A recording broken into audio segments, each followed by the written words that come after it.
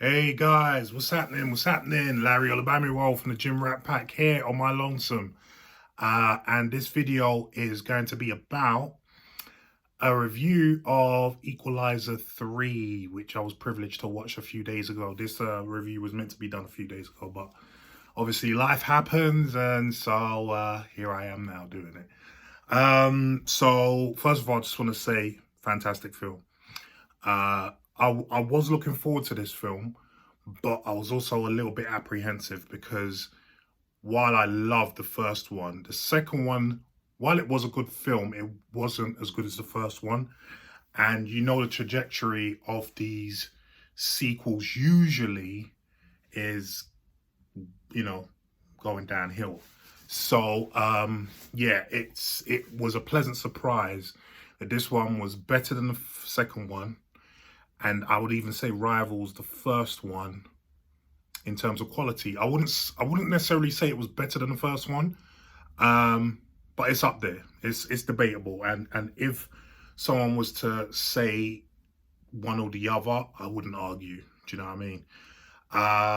So the film basically, I'm not going to go into too much of the film, but basically, Robert McCall at the beginning of the film, Denzel's character, he goes on a mission, he gets injured in the mission, and then he goes to or ends up in Italy, because he doesn't actually go there, but he ends up in Italy, in Sicily, and he recovers. And basically, he finds peace there. I mean, this is all in the trailers. He finds peace there. He loves the people. He really enjoys being there, and I think you can see that he probably is thinking he could even retire there.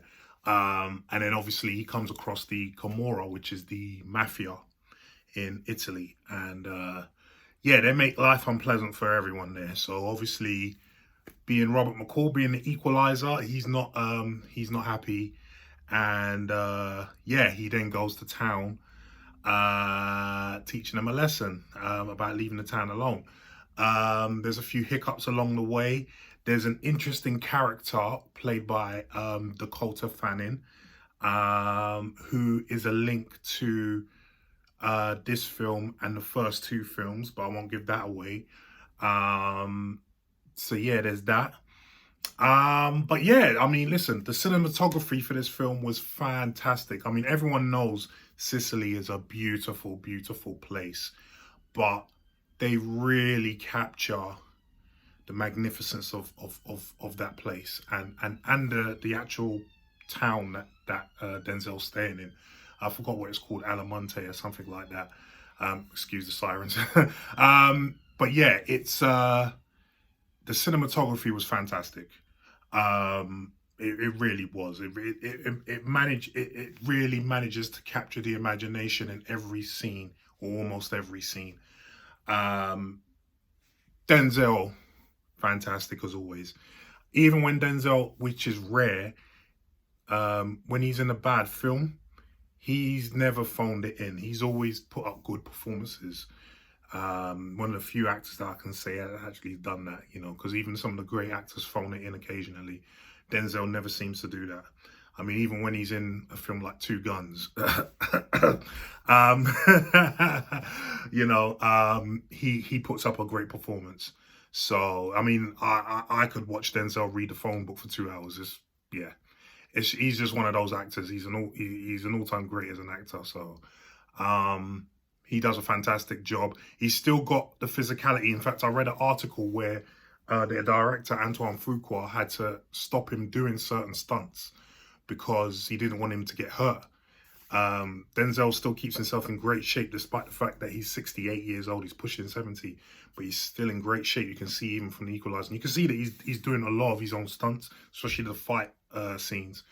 And it's not chopped to pieces like it usually is, a la Taken. But yeah, it's a testament to his fitness regime, even pushing 70, that he's able to do most of the stunts. Dakota Fanning was really good in it, but I will say that her character and her character arc wasn't necessary for this film. I understand why they put it in, but it wasn't necessary for the film. If that bit was taken out, it wouldn't have taken anything away from the film. Not to say that it wasn't enjoyable to see those scenes, especially with her and the one-on-one scenes with her and Denzel going at it. You know, it was really, and they've obviously got great chemistry from Man on Fire. Obviously, she was a little girl when they did that. But yeah, they've got great chemistry, great scenes together. Dakota Fanning is a fantastic actress as well, I have to say. But those scenes could have been taken out. Yeah, the supporting cast were really good. Apart from Dakota Fanning, I don't think there was any known actors. I haven't gone for the cast list really, but yeah, they were great. And they the direction as well. Antoine Fuqua, I think he's very underrated. There's a reason why he's done 5 films with Denzel now. He's done obviously the 3 Equalizer films. He's done Training Day, where Denzel won the Oscar, and I forgot what the 5th film is. And guys, if you remember what the 5th film is he done with Antoine Fuqua, let me know in the comments down below, please. And not only has he done 5 films with Antoine Fuqua, but this is Denzel's first trilogy. He's never done a trilogy before, so that's very interesting. And he obviously likes working with Antoine Fuqua, like trusts his direction, and I can see why. I'm actually a big fan of Antoine Fuqua. Like I said, I think he's underrated in Hollywood. And I think he in the next few years, he's going to be coming up big time. I would love to see him do Luke Cage. I would love to see Antoine Fuqua do Luke Cage. But yeah, as me as Luke Cage, obviously. But but yeah, I think the direction was fantastic. Especially the way the action scenes were directed, I thought was fantastic. Also, the choices made. I've noticed it because I did go back and watch the first 2 Equalizers, and I noticed that Robert McCall is not a well man. There's a scene in the 3rd one where he puts a knife through someone's throat, and as they're dying, he puts his face literally 2 inches from their face, looking in their eyes as they're dying, slipping on the floor, like they're leaned up against the car, and he's just in their face, looking at their eyes. And I've noticed he did similar things in the other 2 films. And it just goes to show you that if he went another path, he could be a really evil guy, because he's not well, you know, and you have to be a certain sort to be a contracted killer, even if you are doing it for the government, you know. So there's that. What else could I say about the film? Yeah, I think the runtime was great. I didn't think... one thing that I didn't find a problem, but I think some people will find a problem, is that there's a big action scene in the beginning of the film, and then it lags in terms of action for the next 45 minutes or so before it starts getting into the action. Now, some people will gripe at that.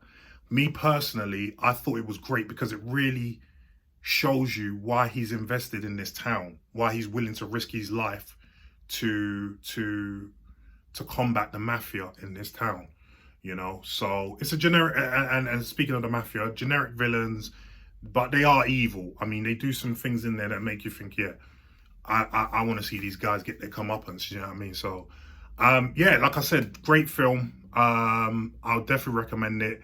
I would say 8 out of 10. So that's a good rating. That's an 8%. So yeah, great movie. Definitely go out and support. It's doing quite well in the box office right now. As I expect it should. It's Denzel at the end of the day, so you know what I mean. Go out and support Denzel. But yeah, they're saying that this is the last film.